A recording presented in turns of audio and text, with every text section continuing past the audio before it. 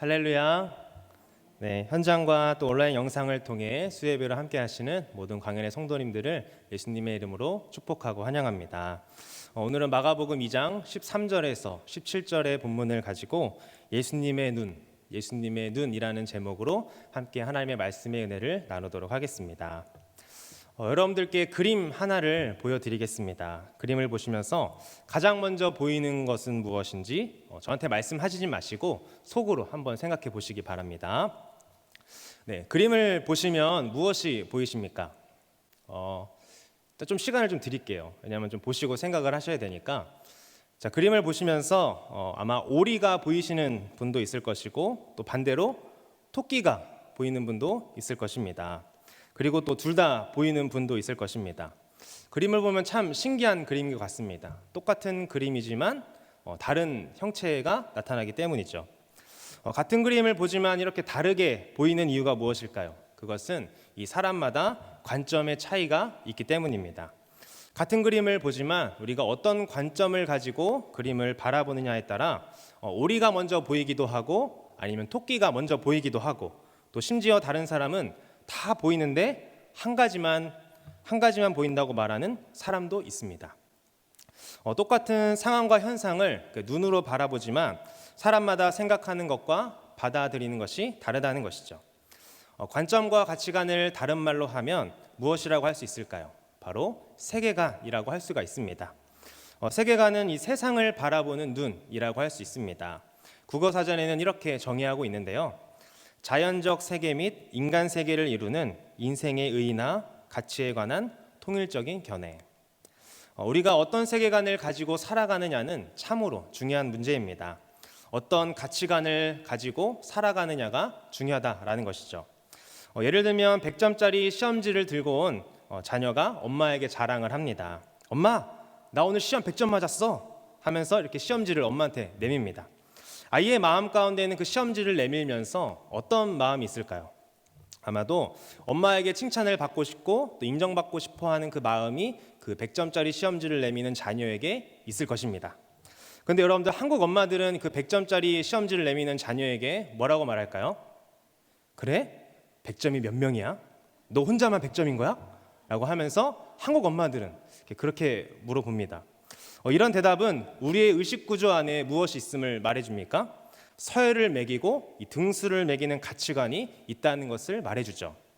100점을 위해 노력한 그 자녀의 과정보다 이 결과 중심적으로 생각하고 서열을 중요시하는 그 한국의 가치관이 이런 대답을 만드는 것이 아닌가 그런 생각을 해보았습니다.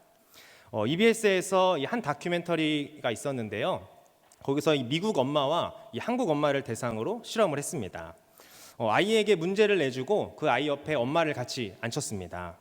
미국 엄마는 이 아이가 문제를 풀 때 힌트든 뭐든 전혀 말해주지 않고 아이가 이 스스로 문제를 해결할 때까지 가만히 기다리고 지켜보고 있었습니다. 그런데 반대로 한국 엄마는 이 옆에서 이 고민하는 아이가 너무나도 안타까워서 이렇게 해봐 저렇게 해봐 하면서 힌트도 주고 조언도 주면서 이 아이가 정답을 맞힐 수 있도록 어떻게든 이렇게 도움을 주려고 하였습니다. 이러한 차이는 이 아이를 대하는 태도에서뿐만 아니라 이 엄마들 스스로가 자신의 문제를 풀고 해결할 때도 보였습니다. 일정한 문제를 제시한 후 이 미국 엄마와 한국 엄마에게도 각각 그 문제를 풀어보라고 했습니다. 미국 엄마는 스스로 이 문제를 잘 풀어냈다는 이 자기 만족감으로 성취감을 느낄 때 그 미국 엄마의 뇌가 반응한 반면에 한국 엄마는 이 남들과 비교해서 자신이 더 잘했을 때 성취감을 느끼고 그에 따라 뇌가 반응했다고 합니다. 이는 자신을 대하는 태도와 또 아이를 대하는 태도에 크게 차이가 없다는 것을 실험을 통해서 우리에게 말해주고 있는 것이죠. 미국 엄마는 이 정답이 아니어도 아이가 끝까지 포기하지 않고 이 스스로 문제를 풀어나가는 그 과정에 대해서 칭찬을 하는데 한국 엄마는 이 아이가 남들보다 더 많은 정답을 맞춰야지만 칭찬을 한다는 겁니다. 대체 이러한 차이는 어디에서 오는 걸까요? 미국 아이들의 그 높은 자존감은 미국 부모들의 그 칭찬과 여유로움에서 온다고 합니다. 1등만 추구하는 사회가 아니라 2등과 3등의 노력도 인정해 주는 것. 그리고 노력해서 스스로 무언가를 얻어낸 모든 아이들을 칭찬하는 사회. 또 친구가 잘해서 상을 받으면 마치 자기가 상을 받은 듯이 같이 축하해주고 칭찬해주는 여유로운 마음, 경쟁심이 아니라 자아 성취감과 또 협동심을 중요시하는 교육, 이러한 것이 이 미국 부모들의 양육 태도에서 잘 나타나 있었습니다. 반대로 한국에는 어떤 분위기가 있습니까? 공부를 더 중요시하는 경향이 있고 여전히 남의 시선을 신경 쓰고 내 아이의 선택과 자기만족 및 자아 성취감보다는 타인에게 성공한 것처럼 보여야 한다라는 그런 강박관념이 있습니다. 그래서 어떻게 보면 우리 한국 사회에 경쟁 사회가 만연해 있는 것은 아닌지 한번 고민해 보게 되었습니다. 이렇게 우리가 이 비교들을 보면서 깊이 생각해 보면 이런 차이들은 다 어디서 오는 걸까요? 바로 이 가치관 그리고 세계관 차이에서 오는 것입니다. 그러나 이 가치관과 세계관은 또 바뀌기 마련입니다. 시대를 지나면서 우리는 무엇을 느낍니까? 바로 세대 차이를 느낍니다. 각 세대마다 그 가치관과 세계관이 다름을 우리는 삶에서 느끼고 있죠. 공동체를 위해 희생하는 것을 아깝지 않고 또 당연하게 여기던 시대에서 요즘에는 개인을 더 중요시하는 이 개인주의 성향이 더 많이 나타나고 있습니다. 젊은 세대로 갈수록 그런 성향이 더욱더 뚜렷해지는 것이죠. 이렇게 가치관과 세계관이 그 변하는 시대 가운데 우리는 어떤 눈을 가지고 또 세상을 바라보고 또 사람들을 바라봐야 할까요? 그리스도인이라면 우리는 어떤 눈을 가지고 이 땅 가운데 살아가야 할까요? 오늘 말씀을 통해서 함께 살펴보기를 원합니다. 13절을 함께 보도록 하겠습니다. 예수께서 다시 바닷가에 나가심에 큰 무리가 나왔거늘 예수께서 그들을 가르치시니라. 아멘. 오늘 본문 이전 이야기에서 예수님은 이 침상죄로 온 중풍병자를 고치시면서 자신에게 죄 사함이 있는 권세가 있다라는 것을 사람들에게 또 무리에게 알려주셨습니다. 모든 사람이 보는 앞에서 이 중풍병자가 침상에 누워 있다가 갑자기 일어나서 걸어 나가니 사람들은 하나님께 영광을 돌리며 말했습니다. 우리가 이런 일을 도무지 보지 못하였다. 그러자 예수님의 인기는 더해졌고 예수님이 바닷가에 나가시니 큰 무리가 예수님을 따라왔습니다. 예수님은 자신을 따라온 그 큰 무리를 가르치셨는데요. 그 이후에 예수님은 또 바닷가를 거닐다가 한 사람을 부르시고 있습니다. 예수님께서 그 한 사람을 부르시는 그 이야기를 통해서 그리스도인이 가져야 할 예수님의 눈은 어떤 눈인지, 그리스도인이 가져야 할 그 예수님의 눈은 어떤 눈인지 오늘 저와 함께 두 가지로 살펴보기를 원합니다. 우리 첫 번째로 그리스도인이 가져야 할 예수님의 눈, 첫 번째는 한 영혼을 주목하는 눈입니다. 14절을 보도록 하겠습니다. 또 지나가시다가 알페오의 아들 레위가 세간에 앉아있는 것을 보시고 그에게 이르시되 나를 따르라 하시니 일어나 따르니라. 아멘. 예수님께서 무리를 가르치신 후에 지나가시다가 누구를 발견하십니까? 알페오의 아들 레위가 세간에 앉아있는 것을 보셨다고 성경은 우리에게 말해주고 있습니다. 여기서 레위는 그 지파의 이름이 아니라 사람의 이름입니다. 이 사람이 어디에 앉아 있었다고 성경이 말하나요? 바로 세간에 앉아 있었다고 말합니다. 이 세간은 이 가버나움에 있었던 그 세간을 말하는데요. 다메섹에서 이 가버나움을 지나 이 지중해와 애굽으로 이어지는 그 중요한 국제 무역로상에 위치한 세간이었습니다. 세간이라고 해서 이 웅장하고 큰 건물로 생각할 수 있지만 여기는 세무서가 아니라 이 관세를 매기는 곳이었기 때문에 테이블 위에 그 장부 하나 올려놓고 펜으로 이렇게 세금을 매기는 곳이었습니다. 성경은 또 그가 앉아 있다라고 우리에게 말해주고 있는데요. 대부분 유대인의 통념 가운데 이 앉아 있다라는 것은 다스리고 있다라는 그런 의미입니다. 다스리고 통치한다라는 뜻이 그 앉아 있다라는 단어에 담겨 있는 것이죠. 무슨 말입니까? 이 레위가 세간에 앉아 있다라는 것은 레위가 이 세리 중에서도 낮은 위치가 아니라 이 다스리는 위치, 즉 세리장의 위치에 있었다고 우리에게 말해주고 있는 것이죠. 또 당시 세리장은요 3개 국어를 할 줄 알아야 했습니다. 한마디로 레위는 세리장이면서 유식한 사람이었던 것이죠. 우리가 생각하기엔 어떻습니까? 세리장이고 또 3개 국어를 할 줄 알았던 그런 유식한 사람이라면 이 다른 사람들에게 존경을 받으며 살아가지 않을까라고 생각할 것입니다. 그러나 당시에 그 세리의 존재는 유대인들에게는 멸시의 대상이었습니다. 3개 국어도 할 줄 아는 그런 유식한 사람이었지만 유대인들은 세리를 무척이나 싫어했는데요. 왜 그럴까요? 당시 상황을 알면 유대인들이 세리를 왜 그렇게 싫어했는지 우리는 알 수가 있습니다. 당시 로마는 이 제국 팽창주의를 시도했습니다. 제국 팽창주의는 이 자국 영토의 확장을 지향하는 이념이나 정책으로 이 보통 군사적 공격을 이용해 제국을 확장하는 것을 말합니다. 로마 제국은 이 군사적 공격을 이용해서 제국을 확장하려다 보니 이 전쟁 비용이 참 많이 들었습니다. 그래서 로마가 다스리는 그 속국으로부터 이 전쟁 비용을 많이 거두어 들였죠. 그런데 유대인들이 유독 세금을 걷기에는 좀 힘들었다고 합니다. 그래서 로마인들은 머리를 썼습니다. 이 종교적인 문화가 강했던 유대 민족들에게는 이 다른 방법으로 세금을 걷어 들이는데요. 먼저는 이 종교인들에게 필요한 만큼 이 로마 제국이 세금을 걷어 들였습니다. 왜냐하면 당시 그 유대 부자들이 종교인들이었기 때문이죠. 로마는 이 종교인들로부터 그 필요한 세금, 목돈을 거둔 다음에 그들에게 조세권을 주었습니다. 세금을 거둘 수 있는 권리 말이죠. 그러자 이 유대 부자인 종교인들은 이 자신들만의 사병을 거느리게 됩니다. 왜요? 세금을 걷기 위해서 사병을 거느리게 됩니다. 종교인들의 명령을 받은 사병들은 이 곳곳에 다니면서 연약한 백성들에게 세금을 거두어 들였습니다. 그런데 또 어떤 일이 벌어질까요? 종교인들은 이 자신들이 낸 세금보다 더 많은 세금을 거두어 들이는데 게다가 사병들까지 그 세금을 걷는 것 가운데 합세를 합니다. 종교인들이 자신들에게 부탁했던 그 금액보다 더 많은 세금을 세액으로 자신들이 거두어 들이면 이 사병들에게도 이익이 남는 거기 때문에 그들은 더 부당하게 백성들에게 세금을 거두었던 것이죠. 이 나중에 누가복음 3장에 보면 이 세례 요한이 군인들에게 말하는데 여기서 나타나는 군인들이 누구입니까? 바로 그러한 사병들이었던 것입니다. 회개의 외침을 듣고 우리는 무엇을 할까요? 라고 고백하는 그 군인들에게 세례 요한이 말합니다. 사람에게서 강탈하지 말고 거짓으로 고발하지 말고 받은 급료를 족한 줄로 알라. 세리들 또한 이 로마 정부로부터 이 최고의 입찰료를 내고 조세권을 얻었습니다. 그 후에 자신들이 그 걷는 세금에 이 별도의 수수료를 붙여서 자신의 수입으로 삼았습니다. 그러기에 말할 필요도 없이 그 당시에는 이 부당 가격 청구와 부패가 만연해 있었습니다. 그렇다면 당시 유대인들의 생각에 이 세리는 어떤 존재입니까? 바로 이 로마의 앞잡이였습니다. 세리라고 하면 그 죄인이라고 여겼고 그래서 세리와 대화도 나누지 않았고 관계도 맺지 않았습니다.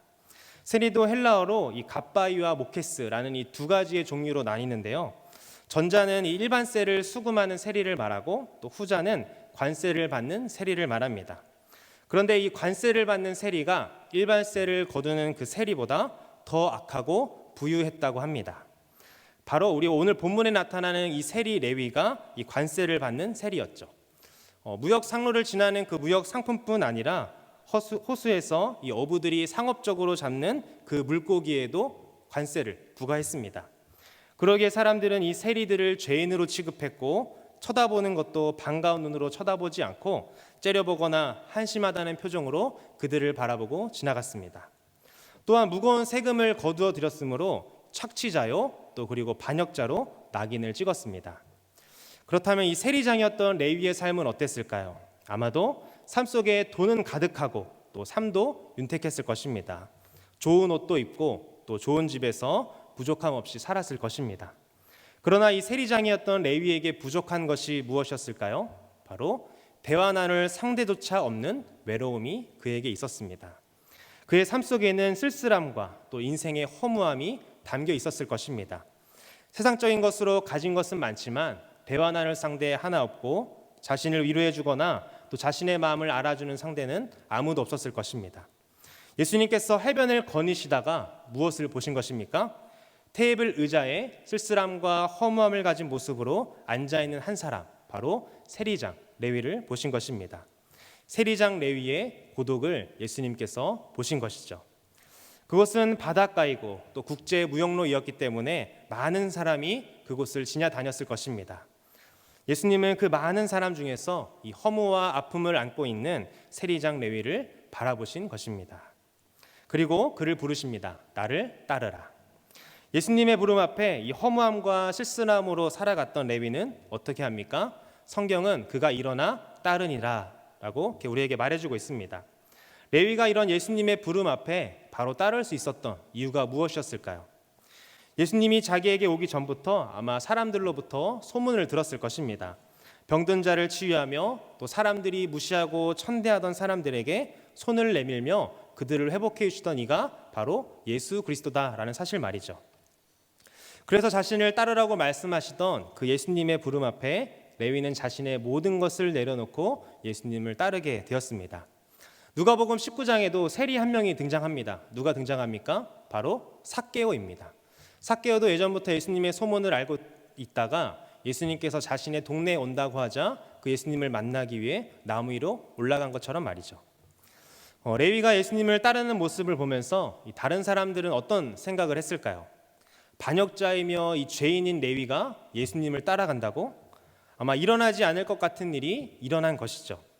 무엇과 같습니까? 우리가 전도할 때 보면 저 사람은 예수님을 믿지 않을 것 같은데 잠깐이지만 이렇게 복음을 전했는데 교회에도 등록하고 열심히 다니는 모습을 보게 됩니다. 교회 오지 않을 것 같은데 오는 것 말이죠. 우리 주변에는 이런 이 고독한 인생들이 많이 있습니다. 예수님의 눈은 무엇을 바라본 것입니까? 많은 것을 가진 것 같고 또 세상 가운데 많은 것들을 누리는 것 같지만 허무함과 쓸쓸함을 가지고 외롭게 살아가는 한 영혼을 바라보신 것입니다. 한 영혼에 집중하며 그가 예수 제자로 살아가기를 원하셨던 것이죠. 여러분, 이 레위가 성경은 뭐라고 우리에게 말해줍니까? 우리 마태복음 9장 9절을 보도록 하겠습니다. 예수께서 그곳을 떠나 지나가시다가 마테라 하는 사람이 세간에 앉아 있는 것을 보시고 이르시되 나를 따르라 하시니 일어나 따르니라. 아멘. 마태복음에서는 이 세리인 레위가 누구라고 말합니까? 바로 마태복음을 기록한 마태라고 우리에게 말해주고 있습니다. 아마도 레위가 본명이고 이 마태는 12사도 가운데 한 사람이 된 후에 사용된 이름일 것이라고 생각하고 있습니다. 여호와의 선물이라는 뜻을 가진 마태라는 이름으로 레위가 살아가게 된 것이죠. 예수님은 죄인을 부르시고 사용하시는 분입니다. 성경에서 따르니다라는 표현은 그냥 뒤를 졸졸 따르는 그런 따름이 아니라 내가 그동안 살던 그 삶을 버리고 예수님을 따르는 것을 말합니다. 바닷가에 많은 사람들은 무시하며 지나갔지만 예수님은 홀로 그 쓸쓸함과 허무함을 안고 살아가는 그 레위 한 영혼을 바라보셨습니다. 외로움을 안고 앉아있는 한 영혼을 예수님께서 바라보신 것이죠. 그리고 그를 부르시고 예수 제자의 삶을 살 수 있도록 인도하여 주셨습니다. 여러분은 어떤 눈을 가지고 살아가고 계십니까? 예수님과 같이 한 영혼을 바라보는 눈을 가지고 계십니까? 아니면 사람보다는 그 사람의 환경과 또 다른 것을 주목하고 계시지 않습니까? 한 영혼의 마음을 집중해서 바라보신 그 예수님의 눈이 저와 여러분에게 있기를 간절히 소망합니다. 우리 주변에 웃으면서 잘 지내는 것 같지만 이 쓸쓸함과 허무함으로 지내는 영혼들이 참 많이 있을 것입니다. 교회 또한 그들에게 눈을 돌려야 할 것입니다. 제가 7월 달에 한 기사를 보면서 마음이 참 아팠는데요. 기사 제목은 이렇습니다. 고독사 한 31살 청년의 원룸에는 이력서 150개가 있었다. 서울 강남구에 위치한 이 6평 남짓한 오피스텔에서 한 청년이 지난 4월 외롭게 세상을 떠났다는 그런 기사였습니다. 31살 청년이 발견된 것은 이 죽은 지 사흘이 지나서였는데요. 방구석에는 이 여행 가방 큰 게 2개가 있었고 한 중소기업에서 이 영업직으로 활동하던 명함이 그 집에 있었습니다. 회사 생활을 위해서 이 지방에서 서울로 올라와 자취하던 청년이었던 것이죠. 오피스텔 관리비를 이 3개월이나 내지 못할 정도로 생활고에 시달렸고 방 안에는 각종 쓰레기와 술병들이 나뒹굴고 있었습니다. 그렇다고 그가 희망을 버린 건 아니었습니다. 다른 한켠에는 이력서와 이 자기소개서가 5장씩 들어있는 파일이 30개나 있었다고 합니다. 생활고를 겪으며 힘들어하면서도 이를 극복하기 위해 이 새 직장을 구하려 노력했을 청년의 모습이 생각나는 대목인 것이죠. 요즘에는 1인 가구와 취업난이 증가하면서 2030 청년들이 고독사하는 경우가 많다고 합니다. 여러분들 청년뿐만이겠습니까? 홀로 사시는 노인분들의 고독사도 참 많다고 합니다. 짧게는 3일, 또 길게는 한 달이 지난 뒤에 이 숨진 채로 발견되는 고독사들이 우리 주변에 참 많다고 합니다. 이 땅의 그리스도인들이 또 교회가 어떤 역할을 해야 하는지 우리에게 던져주는 메시지인 것 같습니다. 멀리 보기보다 먼저 우리 주변에 그 쓸쓸함과 허무함을 가지고 살아가는 그런 사람은 없는지 우리가 살펴보고 예수님의 눈으로 그들을 바라보아 그들을 예수님께로 인도하는 저와 우리 광역교회 모든 성도님들 되시기를 예수님의 이름으로 축복합니다. 두 번째로 이 그리스도인이 가져야 할 예수님의 눈은 이 죄인을 찾으시는 눈입니다. 15절을 보도록 하겠습니다. 그의 집에 앉아 잡수실 때에 많은 세리와 죄인들이 예수와 그의 제자들과 함께 앉았으니 이는 그러한 사람들이 많이 있어서 예수를 따름이러라. 아멘. 여기서 그의 집이라고 본문은 우리에게 말해주고 있는데요. 이 병행 본문인 누가복음을 살펴보면 그 집이 바로 이 세리 레위의 집임을 우리는 알 수가 있습니다. 예수님을 따르게 된 것이 너무나도 기뻤던 레위가 자신의 집에서 잔치를 벌인 것입니다. 큰 잔치를 벌일 만큼 그가 부유했음을 말해주는 것이죠. 아마도 레위는 이 자신들과 같던 세리들과 또 죄인들을 불러 모아놓고 내가 이제는 이 잔치 가운데서 선포하는 것입니다. 나는 이제 세리로서의 삶이 아니라 이 예수 그리스도를 따르는 인생으로 내가 살아갈 거다라고 그들에게 고백하는 자리가 아마 이 잔치였을 것입니다. 그곳에는 이 많은 세리들과 죄인들이 앉아 있었습니다. 예수님과 함께 식사를 했다고 성경이 우리에게 말하고 있는데요. 유대인들에게 있어서 식사는 이 중요한 사회적 의식이었습니다. 식사를 하는 것도 이 보통 비슷한 사회적 지위를 가진 사람들끼리만 식사를 했습니다. 그들에게 식사를 나누는 것은 곧 삶을 나누는 것이었기 때문입니다. 일종의 동맹으로서 이 어떤 사람이 그 집단에 받아들였다는 선언이 같이 식사 교제를 한다라는 것이죠. 그래서 식사 교제를 한다라는 것은 어떻게 보면 이 가족으로 초대했다라는 것입니다. 오늘 본문에서 우리에게 식사 장면을 이렇게 드러낸 것은 이 세리들과 죄인들이 예수와 그리고 제자 공동체에 초대되었다라는 것을 우리에게 알려주기 위함입니다. 이 모습을 지켜본 이 바리새인의 서기관들이 뭐라고 말합니까? 16절을 보도록 하겠습니다. 바리새인의 서기관들이 예수께서 죄인 및 세리들과 함께 잡수시는 것을 보고 그의 제자들에게 이르되 어찌하여 세리 및 죄인들과 함께 먹는가? 아멘. 바리새인들이 뭐라고 말합니까? 어찌하여 세리 및 죄인들과 함께 먹느냐고 말하면서 예수님과 제자들에게 꼬투리를 잡았습니다. 세리 및 죄인들과 함께 식사하는 것은 이 유대 사회의 통념을 위반하는 행위라는 것이죠. 그러자 예수님은 이 꼬투리를 잡는 그 바리새인들에게 이렇게 말씀하십니다. 17절을 보겠습니다. 예수께서 들으시고 그들에게 이르시되 건강한 자에게는 의사가 쓸데없고 병든 자에게라야 쓸데있느니라. 나는 의인을 부르러 온 것이 아니요 죄인을 부르러 왔노라 하시니라. 아멘. 예수님이 뭐라고 말씀하십니까? 건강한 자에게는 의사가 쓸데없고 병든 자에게라야 쓸데있다라고 말씀하시면서 나는 의인을 부르러 온 것이 아니라 죄인을 부르러 왔다라고 말씀하셨습니다. 여러분, 오늘 본문에서 가장 많이 등장하는 단어가 어떤 단어입니까? 바로 죄인이라는 단어입니다. 여기서 말하는 그 죄인은 이 범죄를 저지르는 그런 죄인이 아니라 하나님의 율법을 무시하거나 이 복종치 않는 사람을 가리키는 단어입니다.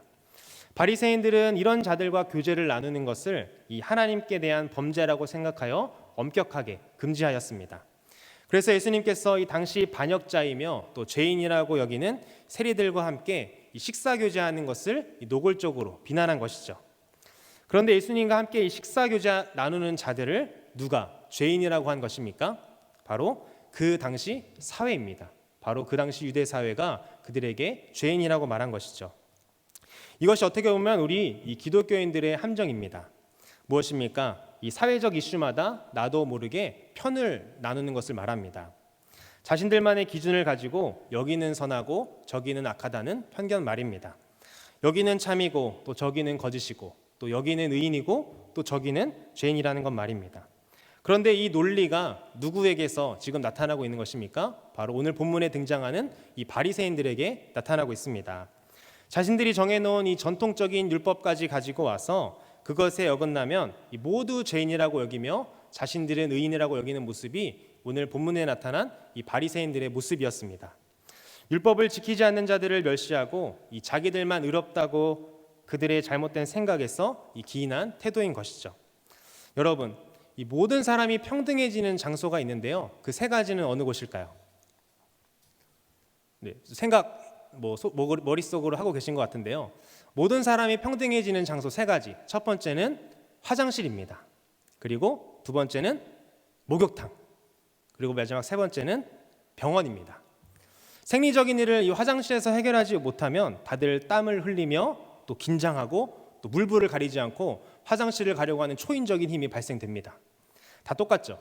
목욕탕은 어떻습니까? 부자든 가난한 자든 모두 발가벗고 들어가면 다 똑같습니다. 또 병원은 어떻습니까? 아프면 다 똑같습니다. 건강을 찾기 위해 노력하고 간절히 기도하게 되죠. 질병 앞에 장사가 없는 것입니다. 그런데 바리새인들의 이 태도는 어떻습니까? 똑같은 그 인간들끼리 누가 의인이고 누가 죄인인지 구분하고 있는 것입니다. 인간들 모두를 누가 함부로 구분할 수 있겠습니까? 그런데 바리새인들은 이 자신들을 의인이라 여기며 살아왔습니다. 우리에게 필요한 것이 무엇입니까? 바로 죄인을 부르러 오신 예수님의 눈이 우리에게 있어야 한다는 것입니다. 만약 그렇지 않다면 우리는 이 바리새인들과 같은 무서운 종교인으로 살아가게 될 것입니다. 종교적 현상이 잘 나타나는 사람이 어떤 사람입니까? 바로 헌신과 열정이 있는 사람입니다. 헌신과 열정 자체가 문제라고 여러분들에게 말하는 것이 아닙니다. 신앙생활 가운데 이 헌신과 그 열정 자체가 목적이 되면 위험하다는 것이죠. 무엇이 중요합니까? 바로 방향성이 중요합니다. 내가 했던 헌신과 열정을 그 기준으로 삼고 다른 사람들에게 적용한다면 이 율법을 기준으로 의인과 죄인을 나누었던 바리새인들과 같은 모습이 우리에게 있다라는 것이죠. 그렇다면 이 진정한 헌신과 열정이 되기 위해서는 어떻게 해야 됩니까? 그것은 사람을 소중히 여기는 그 사랑의 마음을 가질 때 진정한 헌신과 열정이 될 것입니다. 비본질적인 이 껍데기를 벗어야 하는 것이죠. 바리새인들의 모습이 어떻습니까? 율법의 본질을 알고 지키는 것이 중요한 일임에는 분명하지만 그것이 자기 자랑의 도구가 되었습니다.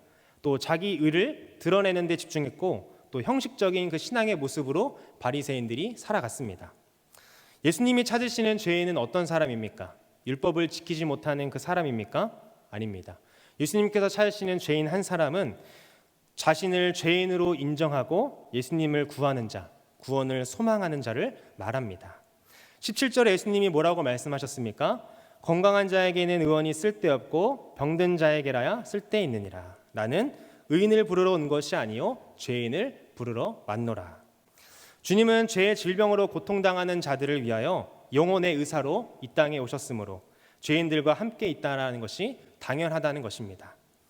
여기서 우리는 이 값없이 거저주시는 그 하나님의 구원의 은혜가 스스로 의롭고 가치 있는 사람으로 생각하는 자들을 위한 것이 아니라 자기의 죄를 고백하고 자신의 무가치함을 인정하며 하나님의 은혜를 갈망하는 그 자들을 위한 것임을 우리는 알 수 있습니다.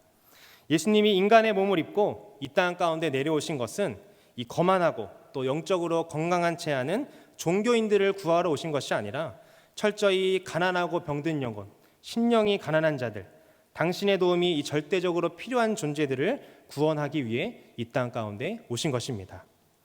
여러분은 어떤 눈을 또 가지셨습니까?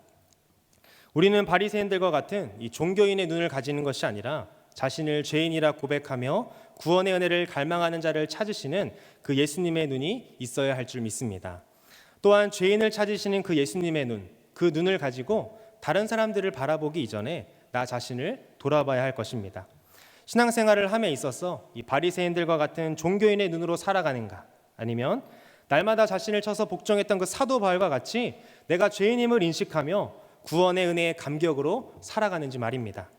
간절히 바라기는 우리 광역교회 모든 성도님들이 바리새인들의 눈이 아니라 이 죄인을 찾으시는 그 예수님의 눈으로 동역자들을 바라보며 또 자신을 돌아보는 신앙생활이 되시기를 간절히 소망합니다. 말씀을 맺겠습니다. 오늘 말씀을 통해 이 가치관이 변하는 그 시대 가운데 그리스도인들이 가져야 할 예수님의 눈은 어떤 것인지 두 가지로 함께 살펴보았습니다. 먼저는 한 영혼을 주목하는 눈이었습니다. 예수님은 바닷가의 많은 사람들 가운데 부유함은 있지만 쓸쓸히 허무함으로 살아가는 레위 한 영혼을 주목하여 보셨습니다. 두 번째로 죄인을 찾으시는 눈이었습니다. 예수님은 자기 의를 내세우며 의인이라고 말하는 자들이 아니라 자신이 죄인임을 인정하며 구원의 은혜를 구하는 자들을 찾으셨습니다. 여러분은 어떤 눈을 가지고 살아가고 계십니까? 요즘 넷플릭스에서 유명한 드라마가 있습니다. 오징어 게임인데요. 여러분들도 잘 알고 계신가요? 많은 분들이 보셨겠지만 저는 전체적으로는 보지 못하고 이제 유튜브에 요약 정리되어 나와 있는 그 영상을 봤는데요. 설교를 준비하면서 이 눈이라는 거에 좀 신경 쓰다 보니까 갑자기 그 드라마의 내용이 좀 생각났습니다. 두 가지의 장면이 떠올랐는데요. 먼저는 이 오징어 게임에 나온 첫 번째 게임 무궁화 꽃이 피었습니다 라는 게임이었습니다. 어떤 게임입니까? 술래가 무궁화 꽃이 피었습니다라고 말하는 동안 다른 사람들은 이 출발선을 넘어서 이 도착 지점까지 이동하는 것입니다. 오징어 게임에서는 이 거대 인형이 무궁화 꽃이 피었습니다를 외치고 이 머리를 돌려서 사람들을 바라봅니다. 그때 이 센서의 움직임이 감지되면 어떻게 합니까? 총으로 쏴서 그 사람을 죽입니다. 참 잔인한 장면입니다. 거기 참여했던 사람들도 이 사람이 진짜 죽는 건지 모르고 있다가 갑자기 사람이 죽자 놀라서 허겁지겁 도망치다가 결국 그 로봇 움직임 센서에 감지가 돼서 200여 명이 넘는 사람들이 그 자리에서 죽게 됩니다. 그것을 보면서 이 바리새인들의 눈이 있다면 아마 저런 모습이지 않을까라는 생각을 했습니다. 인간이 만들어 놓은 기준에 그 사람을 놓고 기준에 위반되면 그 사람을 죄인이라고 여기고 또 말로 죽이는 모습 말입니다. 또 반대로 다른 장면 하나가 생각이 났는데요. 주인공 기훈을 보면서 예수님의 눈이 이런 것이 아닐까라는 그런 생각을 했습니다. 어떤 게임인지 모르지만 이 본부 측에서 짝꿍 한 명씩을 고르라고 말합니다. 그래서 사람들은 이 너도 나도 할 것 없이 힘이 세고 똑똑한 사람을 짝꿍으로 이제 삼으려고 했습니다. 기훈에게도 이 주인공인 기훈에게도 자신이 수학 선생이었고 또 수학을 잘한다며 똑똑하다고 자기와 짝꿍을 하자는 사람이 왔습니다. 그렇지만 기훈은 그 사람과 짝꿍을 하지 않고 이 구석에 홀로 외롭게 앉아 있었던 가장 힘이 없고 연약해 보이는 일남 할아버지에게 다가가 같이 하자고 손을 내밉니다. 이것이 바로 그 예수님의 눈을 가진 자의 모습이 아닐까라고 저는 생각을 해보았습니다. 간절히 바라기는 우리 광역교회가 이 바리새인들의 눈을 가진 사람들이 많은 교회가 아니라 예수님의 눈을 가진 그리스도인들이 가득해지기를 간절히 원합니다. 또한 고독 가운데 있는 그 한 영혼을 바라보며 우리가 손을 내밀고 또 죄인임을 인정하며 구원의 은혜를 갈망하는 자들을 주님께로 인도하는 우리 광역교회 또 그리고 저와 여러분이 되기를 간절히 소망합니다. 함께 기도하겠습니다.